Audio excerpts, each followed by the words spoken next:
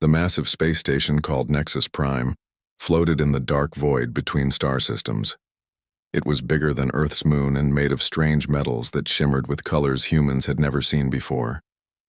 Inside its grand council chamber, beings from across the galaxy gathered for the most important meeting in recent history. Captain Jake Morrison adjusted his blue uniform one last time before the doors opened. Beside him, Lieutenant Lisa Carter checked her datapad and tried to calm her nerves. They were the first humans to ever stand before the Galactic Council, and they both knew how much depended on this moment. The chamber was enormous. Floating platforms held representatives from dozens of alien species, each more advanced than anything Earth had ever imagined.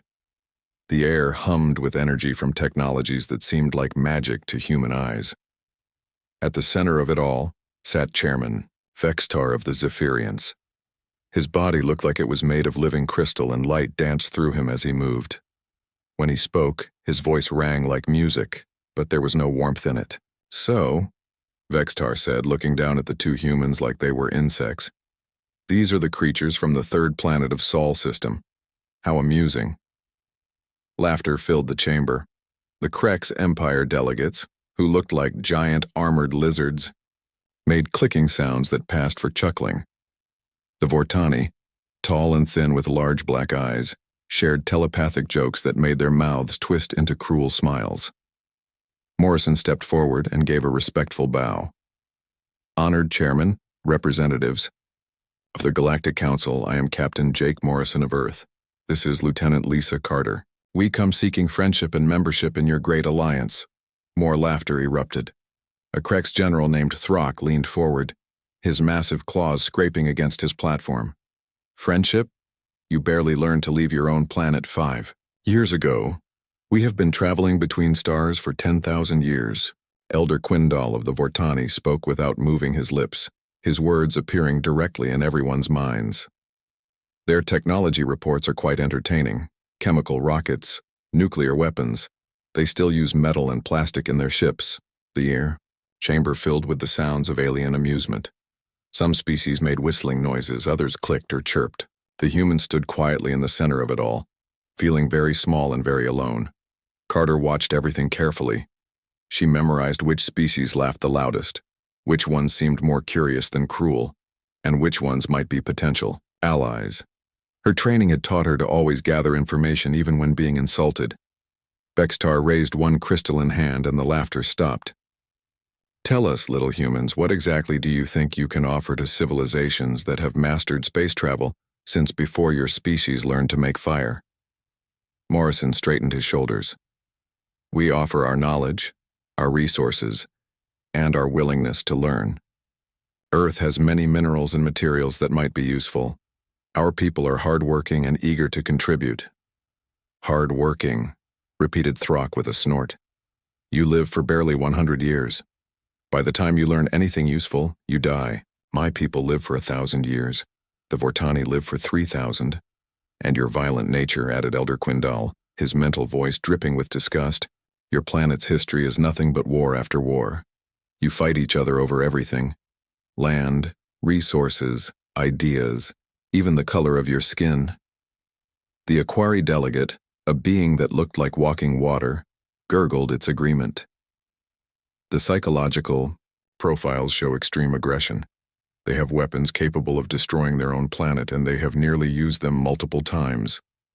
Morrison felt his face grow hot, but he kept his voice steady. "We have had conflicts, yes, but we have also learned from them.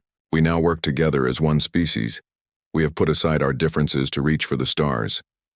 This brought the loudest laughter yet. Several aliens actually slapped their various appendages together in what passed for applause among their species. "One species," Vexistar said, his crystal body flashing with bright colors that somehow conveyed mockery.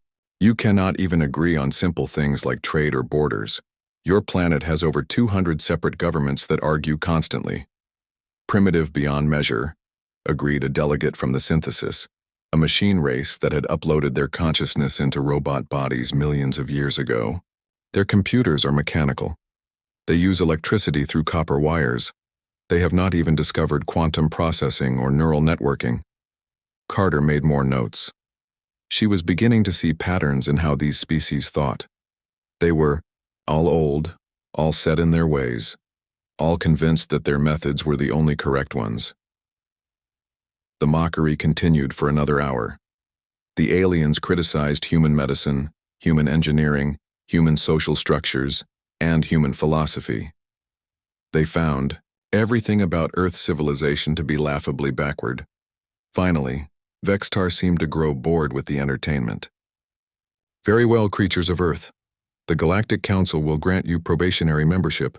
You will be assigned to Sector 7, where you will provide raw materials and manual labor for more advanced species. You will mine asteroids, added Thruck, build basic structures, transport goods between systems, the simple work that our own people no longer need to do.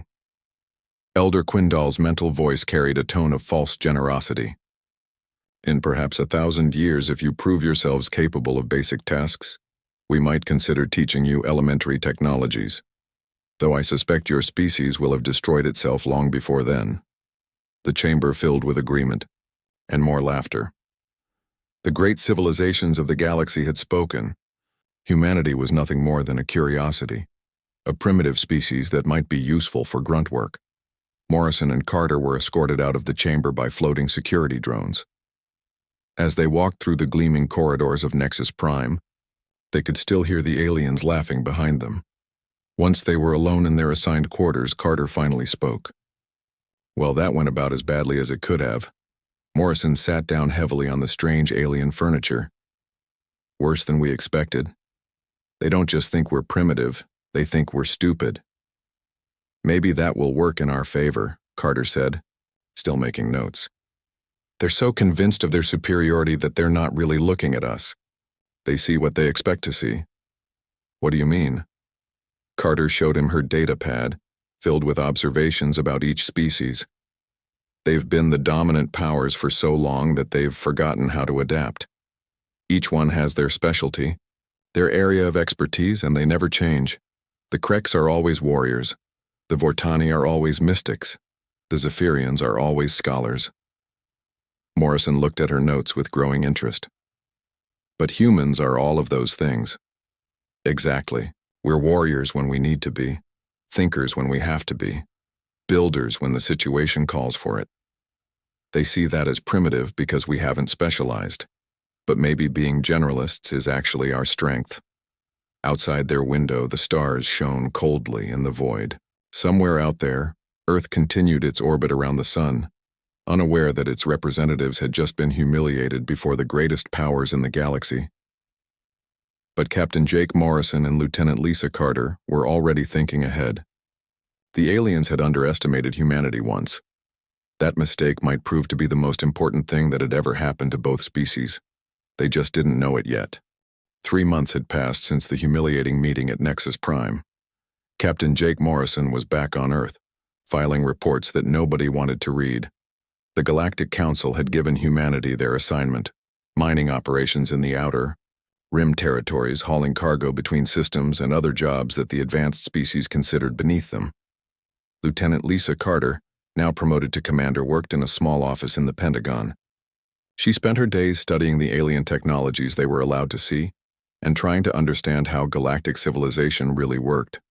Most days, she felt like she was trying to solve a puzzle with half the pieces missing. Then, the long-range sensors detected something that changed everything. Admiral Tony Hayes burst into Carter's office without knocking. His face was pale and his hands were shaking slightly. "Commander, we need you in the Situation Room right now." Carter followed him down the hallway, noting how other officers stopped their conversations when they passed. Something big was happening. The Situation Room was filled with people staring at screens showing data from deep space monitoring stations. The numbers didn't make sense at first. Too many objects moving too fast from the wrong direction. "What am I looking at?" Carter asked. "Fleet movement from outside the galaxy," Hayes said. "Coming from the void between galaxy clusters. The computers count at least 50,000 ships, but the number keeps growing." Carter studied the display. The objects were moving in perfect formation, like a school of fish or a flock of birds. But these were spacecraft, each one the size of a city. Have we contacted the Galactic Council? They're seeing the same thing we are, Hayes replied. Their long-range sensors are better than ours. They count over 100,000 ships now. The communication system crackled to life. Chairman Vextar's crystalline voice filled the room, but there was no mockery in it now. Only fear. All member species are ordered to prepare defensive positions. Unknown fleet approaching from galactic north. Origin and intent unknown. This is not a drill. Carter watched the screens as more data came in. The ships were unlike anything in the galactic database. They looked organic, like they had been grown rather than built. Their hulls pulsed with strange lights that followed no pattern any computer could understand. "Admiral," one of the technicians called out, "we're receiving a transmission from the unknown fleet. Put it through." The voice that came through the speakers was like nothing they had ever heard. It seemed to come from thousands of throats speaking at once, creating harmonies that hurt to listen to. "We are the Devour. We consume. We grow. We hunger. The biological matter of this galaxy will feed our expansion. Resistance will only delay the inevitable." The transmission ended. The room fell silent except for the hum of computers processing the incoming data stream. Admiral Hayes looked around the room at the faces of his staff. Well, that's not good news. Over the next few days, they watched as the Galactic Council tried to respond to the threat. The results were worse than anyone had expected. The Krex Empire sent their most powerful battle fleet to intercept the invaders at the galaxy's edge. General Throck himself led the charge with 500 dreadnoughts, each one capable of destroying planets. The battle lasted 6 hours. When it was over, the Krex fleet was gone, not destroyed, absorbed. The organic ships of the Devour had somehow consumed the metal and energy of the Krex vessels and used them to create more ships. The fleet that emerged from the battle was larger than the one that had entered it. The Vortani tried next. Elder Quindal led a psychic assault with the most powerful minds in their species. They attempted to overwhelm the invaders with mental attacks that had stopped wars and toppled governments. The assault failed completely. The Devour consciousness was too vast and too alien for the Vortani to affect. Worse, the contact seemed to damage the Vortani psychics. Several died instantly, and others were left in catatonic states, muttering about an endless hunger that consumed thought itself. The Zephyrians deployed their crystal technology, creating energy barriers that should have been impenetrable. The Devour ships studied the barriers for less than an hour, then began producing a substance that caused the crystals to crack and crumble. One by one, the great civilizations of the galaxy tried their best weapons and strategies against the invaders. Nothing worked. Every defeat only made the Devour stronger as they absorbed the technology and resources of their enemies. The Outer Rim colonies were the first to fall. Planets that had been home to billions became empty rocks floating in space. The organic matter, every plant, every animal, every thinking being, was absorbed into the growing fleet. Commander Carter spent her days watching the reports come in from across the galaxy. The pattern was always the same. The Devour would arrive at a system, consume everything biological, use the resources to build more ships, then move on to the next target. "They're like a virus," she told Admiral Hayes during one of their daily briefings. "But instead of infecting cells, they're infecting entire star systems. Can they be stopped?" Hayes asked. Carter studied the tactical reports. The Devour adapted to every weapon used against them. Energy weapons were absorbed and redirected. Physical weapons were dissolved by acids the creatures produced. Even nuclear weapons only seemed to feed their growth. "Not by conventional methods," she said finally. "Every species is trying to fight them the same way. Big fleets, powerful weapons, direct confrontation. But the Devour just adapt and grow stronger." The Galactic Council sent another transmission to all member species. This time, Chairman Vextar's voice was barely controlled panic. "The situation is worse than projected. The enemy adapts to all known weapons and tactics. They have consumed 47 star systems in the past week. All species are advised to begin evacuation procedures for non-essential populations. Hayes turned to Carter. What about Earth? We received a message, Carter said, pulling up the communication on her screen. The Council warns us that the Devourer will likely reach human space within months. They suggest we prepare for evacuation or surrender. That's it? No offer to help defend us? No plan to work together? Carter shook her head. They're too busy trying to save their own civilizations. Besides, what could primitive humans do that the advanced species can't? Outside the Pentagon, life on Earth continued much as it always had. Most people knew there was some kind of crisis happening in space, but it seemed distant and unreal. The news talked about it the same way they talked about wars in other countries. Terrible things happening to other people. But in the Pentagon Situation Room, a small group of humans watched the galaxy burn and wondered if there was anything they could do about it. Admiral Hayes stood up and walked to the window that looked out over Washington, D.C. Somewhere up there, beyond the blue sky, the greatest civilizations in the galaxy were losing a war against an enemy that consumed everything in its path. Commander, he said without turning around, I want you to put together a team. Our best tactical minds, our most creative thinkers. I want them to study everything we know about the Devourer. Sir, with respect, if the Kreks and the Vortani and all the others can't stop them, what makes you think we can? Hayes turned back to face her, and Carter saw something in his eyes that she hadn't seen before. Not fear, not desperation, but a cold determination that reminded her why humans had survived every challenge their planet had thrown at them. Because, Hayes said, maybe the problem isn't that the Devourer are too strong. Maybe the problem is that everyone is fighting them the wrong way. Carter felt a chill run down her spine. The Admiral was right. Every species in the galaxy had tried to fight the Devourer with their greatest strengths. The Kreks used overwhelming force. The Vortani used psychic powers. The Zephyrians used advanced technology, and every single one of them had failed. Maybe it was time for someone to try a completely different approach. Maybe it was time for the galaxy to see what the primitive, violent, short-lived humans could do when their backs were against the wall. The Devourer had consumed civilizations that were thousands of years more advanced than humanity.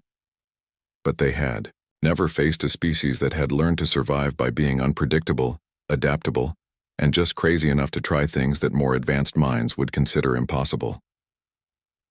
The real war was about to begin. The war room in the Pentagon had been transformed into something that looked more like a college classroom than a military command center. Whiteboards covered every wall, filled with diagrams, equations, and tactical drawings that would have made no sense to the Galactic Council's military planners. Commander Lisa Carter stood at the center of it all, surrounded by the most unconventional team Earth had ever assembled. There was Dr. Kevin Walsh, a behavioral psychologist who studied animal hunting patterns. Captain Ryan Brooks, a former test pilot who had gotten in trouble for ignoring orders and improvising during combat missions. Lieutenant Jenny Martinez, a computer programmer who specialized in finding weaknesses in supposedly secure systems. Admiral Tony Hayes had given them one simple instruction: figure out how to fight an enemy that adapts to everything. Let's go over what we know, Carter said, pointing to the main display screen. The Devourer consume biological matter and use it to grow their fleet. They adapt to every weapon and tactic used against them. They think as one massive hive mind. Walsh raised his hand. That's the key point right there. They adapt, but adaptation takes time and follows patterns. Every biological system has limits. What kind of limits? Hayes asked. Think about it like this, Walsh said, drawing on one of the whiteboards. A virus adapts to medicine, but if you keep changing the medicine faster than it can adapt, you can stay ahead of it. The Devourer are incredibly good at adapting, but they're also predictable. Captain Brooks leaned forward in his chair. Predictable how? They always respond to immediate threats, Carter said, catching on to Walsh's thinking. Every battle report shows the same pattern. They encounter a weapon, they adapt to it, they move on. But they never plan for long-term strategy changes. Lieutenant, Martinez pulled up her computer analysis. I've been running simulations of their battle patterns. They're reactive, not proactive. They respond to what happens to them, but they don't anticipate what might happen next. Hayes studied the data on the screens. So you're saying they're like a computer program that can rewrite itself, but only after it encounters a problem? Exactly, Carter said. And that gives us an advantage. We can plan for multiple scenarios while they can only react to one at a time. Brooks stood up and started pacing. Okay, so how do we use that? The Kreks tried overwhelming force, the Vortani tried psychic attacks, the Zephyrians tried advanced technology, all direct approaches. But what if we don't fight them directly? Martinez asked. What if we make them adapt to something that doesn't matter while we attack them with something completely different? Carter felt a spark of excitement. Misdirection, like a magic trick. Walsh nodded enthusiastically. In nature, pack hunters use this all the time. Wolves will have some pack members create a distraction while others attack from an unexpected angle. Hayes looked skeptical. The Devour have consumed dozens of star systems. They're not going to be fooled by simple tricks. Not simple tricks, Carter said, her mind racing. Complex misdirection. We make them think they understand what we're doing, let them adapt to it, then hit them with something they never saw coming.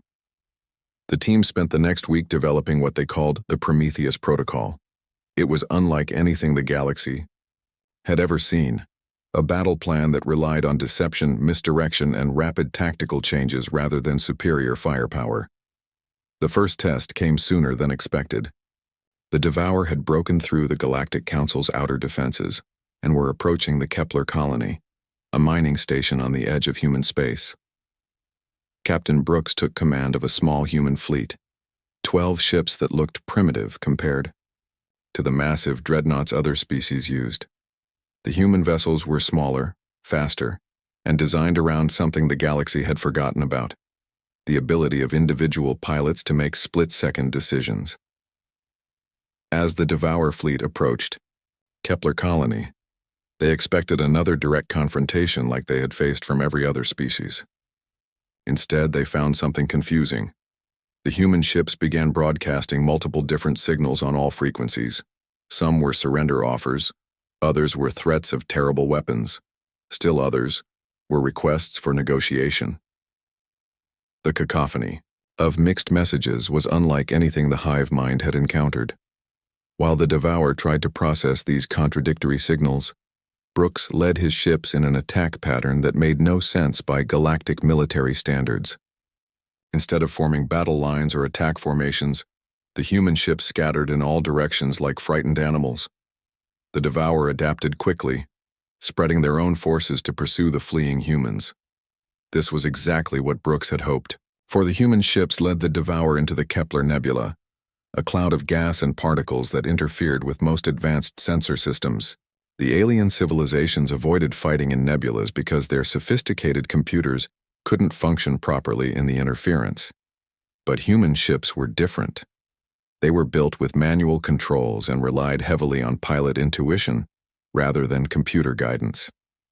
Brooks and his pilots could navigate by instinct and experience, while the Devour struggled with sensor blackouts and communication disruptions. The real attack began once they were deep in the nebula. Instead of targeting the Devour ships directly, the humans went after something no other species had thought to attack: the supply lines. The Devour fleet was constantly receiving shipments of consumed biological matter from conquered worlds. These supply ships were lightly defended because no one had ever attacked them before. Why would anyone waste time on supply vessels when they could attack the main fleet? Brooks understood something the rest of the galaxy had missed. In the Devour, ships weren't just vessels. They were living creatures that needed constant feeding. Cut off their food supply and they would weaken. The human ships struck fast and hard at the supply convoys. They used hit-and-run tactics, appearing out of the nebula to destroy a supply ship, then vanishing before the Devour could respond. Each attack was different. Sometimes they used missiles, sometimes energy weapons, sometimes they rammed the supply ships with their own vessels. The Devour tried to adapt, but every time they changed their defenses to counter one type of attack, the humans switched to something else. The hive mind couldn't keep up with the constant tactical changes. Within hours, the Devour fleet at Kepler began showing signs of weakness. Their ships moved more slowly. Their attacks became less coordinated. Some of the smaller vessels, actually, began to shrink as they consumed their own mass to survive. Brooks saw his opportunity. He ordered all human ships to emerge from the nebula simultaneously and attack the weakened Devour fleet from 12 different directions at once. The Devour, already weakened by hunger and confused by the constant tactical changes, couldn't adapt fast enough. For the first time since their invasion began, a Devour fleet was not just defeated but completely destroyed. The news of humanity's victory spread across the galaxy faster than light-speed communication. In the Galactic Council chambers, the same aliens who had mocked humans just months before stared at the battle reports in shock. Chairman Vextar's crystalline form flickered with confused colors. How did they do it? Their weapons are primitive. Their ships are inferior. Their technology is thousands of years behind ours. Elder Quindal's mental voice was filled with something that might have been respect. They did not fight like we fight. They did not use superior force or advanced technology. They used something we had forgotten about. What? Vextar demanded. They used their minds. They thought of solutions we would never consider because we are too set in our ways to see them. General Throck, whose own fleet had been destroyed in the first encounter with the Devour, studied the tactical reports with growing amazement. They made the enemy adapt to false threats while attacking real weaknesses. It is actually quite brilliant. The victory at Kepler was just the beginning. Word of the human success reached Admiral Hayes on Earth, and he smiled for the first time in weeks. Commander, he said to Carter, I think it's time to show the galaxy what humans can really do. Carter looked at the star charts showing Devour movements across the galaxy. The hive mind was still advancing, still consuming worlds, still growing stronger, but now there was hope. What's our next target? She asked. Hayes pointed to a system near the galactic core where 3 different alien civilizations were making their last stand against a massive Devour fleet. Time to teach the galaxy a new way to fight, he said. The Devour had never faced an enemy like humanity before. They had consumed civilizations that were older, stronger, and more advanced. But they had never fought a species that had learned to survive by being unpredictable, creative, and just stubborn enough to try things that everyone else said were impossible. The galaxy was about to learn why humans had earned their place among the stars not through superior technology, but through the one thing that couldn't be built or programmed, the ability to think differently when everyone else thought the same. The news of humanity's victory at Kepler Colony spread through the Devour hive mind like poison in water. For the first time in their existence across multiple galaxies, they had experienced something they did not understand: complete defeat, through confusion rather than superior force. The response was swift and terrible. The Devour pulled back from their advance toward the galactic core and redirected a massive portion of their fleet toward one target: Earth. Admiral Tony Hayes watched the sensor displays in the Pentagon Situation Room as thousands of organic ships changed course and headed for human space. The numbers were overwhelming, more ships than had attacked any single system since the invasion began. They're taking us seriously now, Commander Lisa Carter said, studying the tactical projections. How long do we have? Hayes asked. 6 weeks, maybe 7 if they stop to consume resources along the way, Carter replied. But Admiral, they're bringing everything. This isn't just an attack fleet, it's their entire reserve force. Hayes nodded, grimly. He had expected this. Humans had proven they could hurt the Devour, so the hive mind was bringing enough force to make sure Earth was completely eliminated. What's the evacuation status? Non-essential personnel are being moved to the hidden colonies in the Centauri system, Carter said. But we can't evacuate everyone. There are 8 billion people on Earth. Hayes turned to Colonel Amy Foster, who had been quietly studying star charts at the back of the room. Foster was a logistics expert who had spent her career figuring out how to move supplies and people in impossible situations. Colonel, tell me you have good news. Foster looked up with a grin that made Hayes nervous. Actually, sir, I think I do. We're approaching this all wrong. What do you mean? Everyone keeps thinking about this as defending Earth, Foster said, walking to the main display. But what if we don't defend Earth?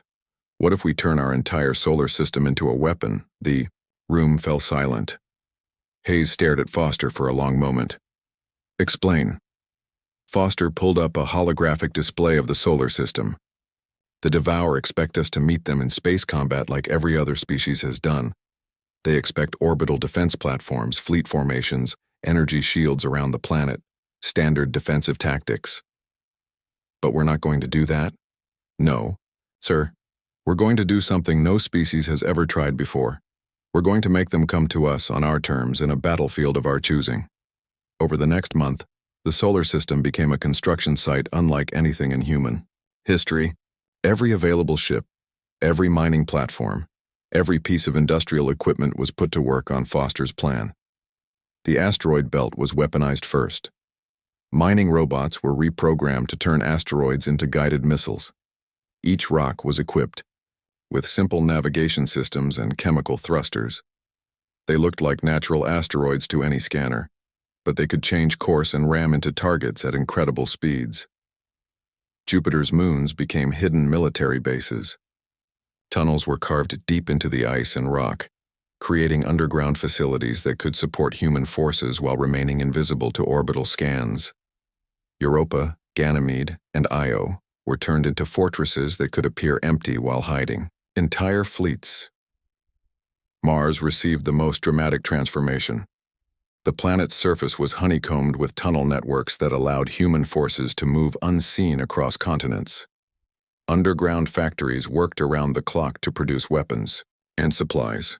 The Red Planet became a massive fortress world that looked peaceful from space but was actually humanity's greatest military stronghold. But the most audacious part of Foster's plan involved Earth itself. The planet that the Devour had come to. Destroy was turned into the ultimate trap. Captain Ryan Brooks coordinated the most complex deception in human history. Fake cities were built in remote locations and filled with holographic projections of people and vehicles. Real cities were carefully camouflaged to look abandoned. Earth's orbital defenses were made to look much stronger than they actually were, while hidden weapons platforms were disguised as space debris. When the Devour fleet finally arrived at the edge of the solar system, they found exactly what they expected. A heavily defended star system with obvious military targets and a planet full of biological matter to consume. Commander Carter watched from the hidden command center on Europa as the Devour began their attack.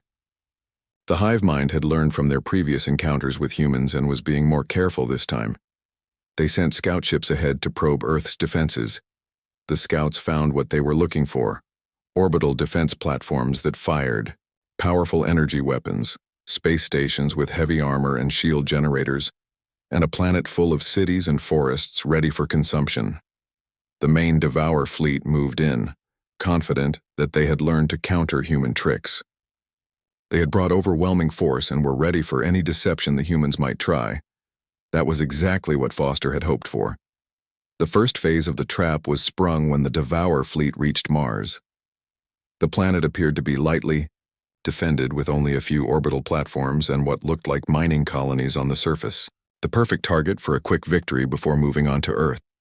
The Devour landed ground forces and began consuming the surface installations. But instead of finding biological matter and useful resources, they found themselves in a maze of tunnels filled with human soldiers who knew every inch of the underground network. Colonel Foster led the defense of Mars personally. Her forces used tactics that no galactic military academy taught. They appeared from hidden entrances, struck fast, then vanished into tunnels too small for the larger Devour creatures to follow. They used the planet's own geology as a weapon, collapsing tunnels to trap enemies and redirecting underground rivers to flood invaded areas. The Devour tried to adapt, but every time they thought they understood the tunnel system, Foster's forces opened new passages and sealed old ones. The Red Planet became a three-dimensional battlefield where humans held every advantage. While the Devour were focused on the ground battle on Mars, Brooks initiated the second phase. The weaponized asteroids began their attack on the main fleet. To the Devour sensors, they looked like natural debris floating through space. By the time the hive mind realized the asteroids were guided missiles, it was too late to avoid them. All hundreds of Devour ships were destroyed by what appeared to be random space rocks. The surviving vessels tried to destroy the remaining asteroids, but there were thousands of them spread throughout the asteroid belt. The Devour fleet found itself fighting an enemy they couldn't see and couldn't predict. The third phase came when the Devour, frustrated by their losses, decided to bypass Mars and head directly for Earth. They expected to find a heavily defended planet with obvious targets. Instead, they found the greatest deception in military history. The cities they attacked were empty holograms. The forests they tried to consume were fake. The orbital defenses that had looked so formidable were mostly decoys.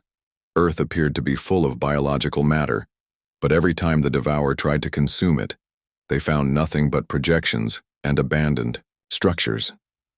Meanwhile, the real human fleet emerged from hidden bases throughout the system. Ships that had been disguised as asteroids revealed themselves. Weapons platforms that had looked like space debris opened fire. Human forces that the Devour thought were scattered and defeated coordinated the largest military deception in Galactic history. Admiral Hayes watched from the command center as the Battle of Sol reached its climax. The Devour fleet was scattered throughout the solar system, chasing false targets while real human forces attacked from directions they never expected. Phase 4, he ordered. Captain Brooks led the final assault from his flagship, the USV Defiance. The human fleet coordinated an attack that came from 12 different directions simultaneously, from behind Jupiter's moons, from within the asteroid belt, from hidden bases on Mars, and from decoy positions near Earth.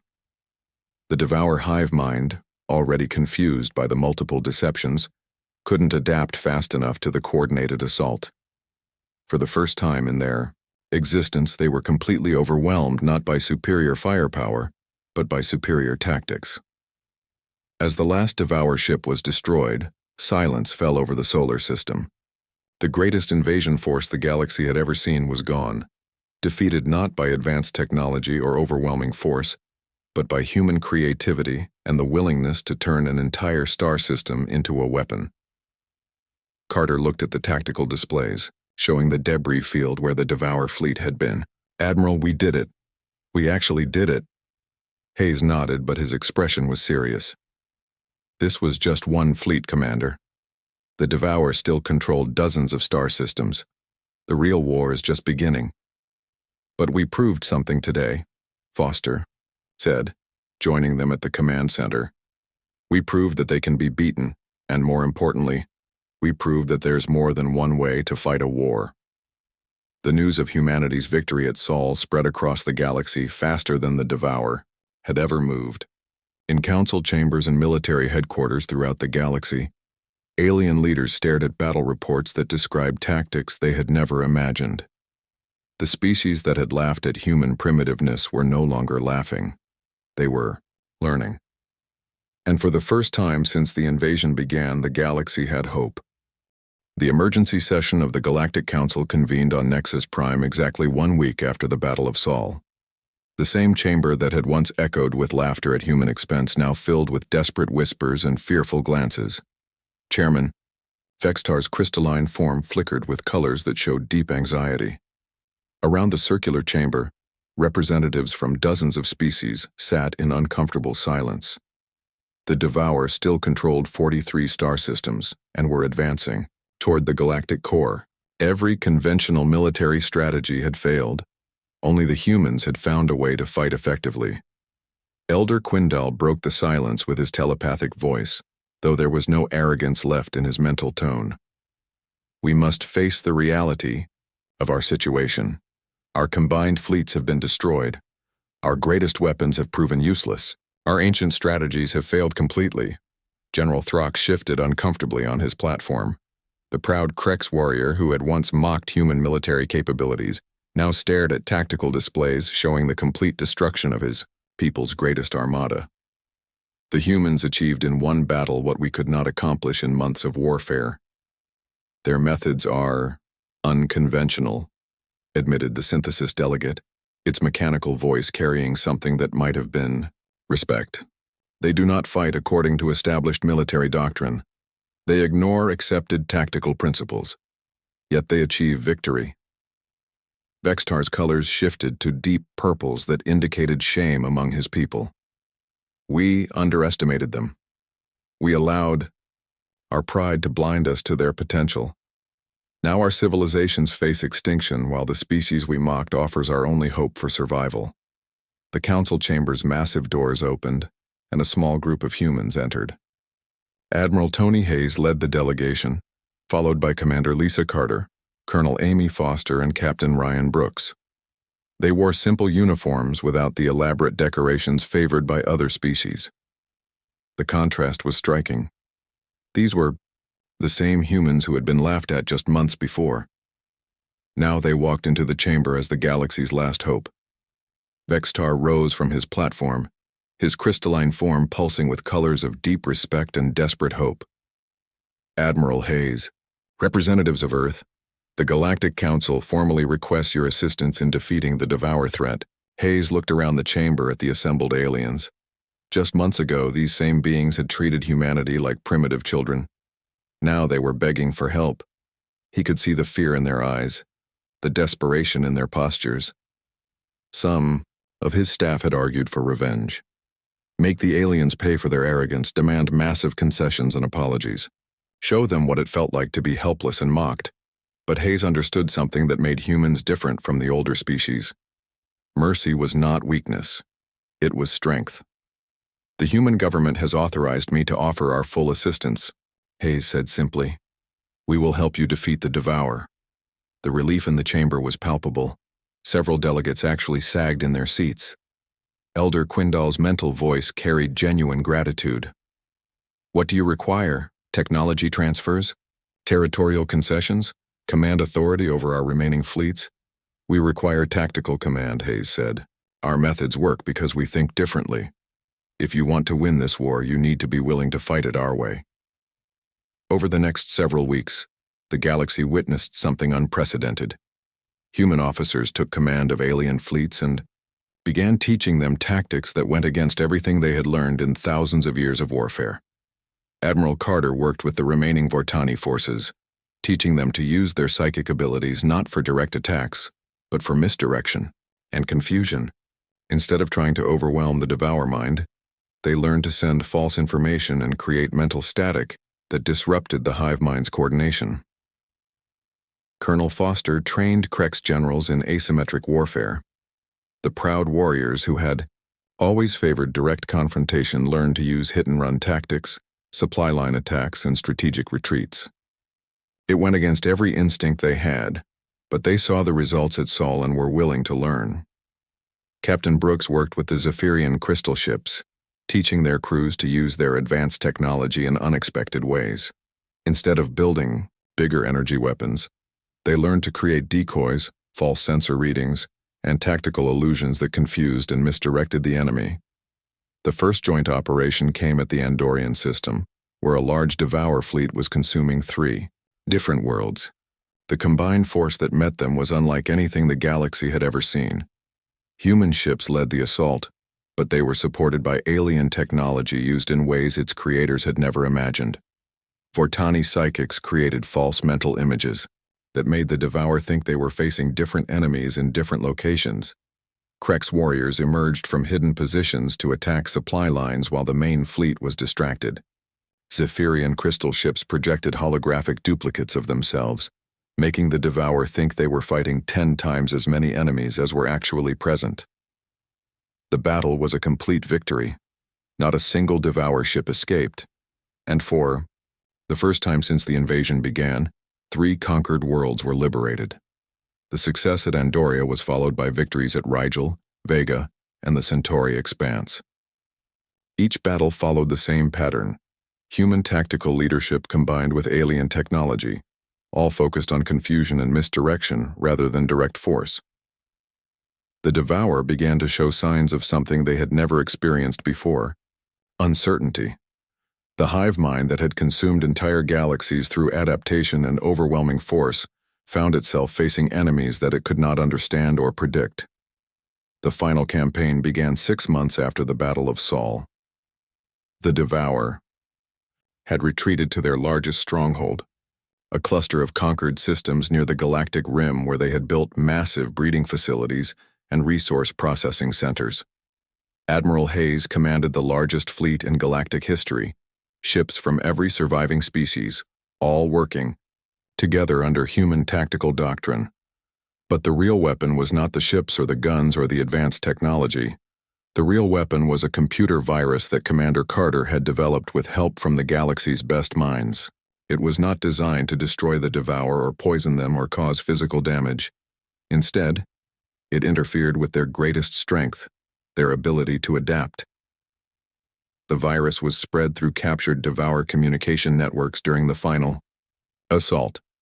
It did not attack the hive mind directly, but instead introduced random errors into their adaptation process. When the Devour tried to change their defenses to counter human tactics, the virus made them adapt to threats that did not exist, while leaving them vulnerable to attacks that were actually happening. For the first time in their existence across multiple galaxies, the Devour found themselves unable to evolve fast enough to survive. Their greatest strength became their greatest weakness. The war ended not with a massive explosion or dramatic final battle, but with the quiet shutdown of Devour ships throughout the galaxy, as the hive mind collapsed under the weight of its own confused adaptations. The victory celebration on Earth lasted for 3 days. Ships from across the galaxy gathered in orbit around humanity's home world, their crews celebrating together regardless of species or past conflicts. In the rebuilt Galactic Council chambers, Admiral Hayes was officially sworn in as the first human chairman. The ceremony was simple and dignified, nothing like the elaborate rituals other species favored. As he took the oath of office, Hayes looked out at the assembled representatives, the same beings who had once laughed at human primitiveness, now listening respectfully to every word he spoke.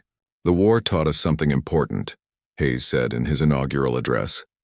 "The galaxy is stronger when we work together, when we combine our different strengths and perspectives. Humanity offers not advanced technology or ancient wisdom, but something equally valuable, the willingness to think differently when everyone else thinks the same." Years later, Commander Carter, now bearing the rank of Admiral, stood in a classroom on Nexus Prime. Before her sat students from dozens of species, young Krex warriors, Vortani psychics, Zephyrian scholars, and human cadets all learning together. "Who can tell me the most important lesson of the Devour War?" she asked. A young Krex raised his clawed hand. "Never underestimate an enemy based on their appearance or technology level?" "That's part of it," Carter said. "Anyone else?" A Vortani student projected her thoughts carefully. "The importance of adapting your tactics to face new threats?" "Also correct, but there's something more fundamental." A human cadet in the back row raised her hand. "The most dangerous enemy is the one you don't understand, and the most valuable ally is the one who thinks differently than you do," Carter smiled. "Exactly. The galaxy spent thousands of years believing that age meant wisdom, that advanced technology meant superiority, that the old ways were always the best ways. The Devour almost destroyed us because we were too proud to consider that someone else might have a better idea." She looked around the classroom at the mixture of species, all learning from each other, all contributing their unique perspectives to the common goal of defending the galaxy. Humanity's greatest gift to the galaxy was not our military tactics or our weapons. It was our reminder that sometimes the best solution comes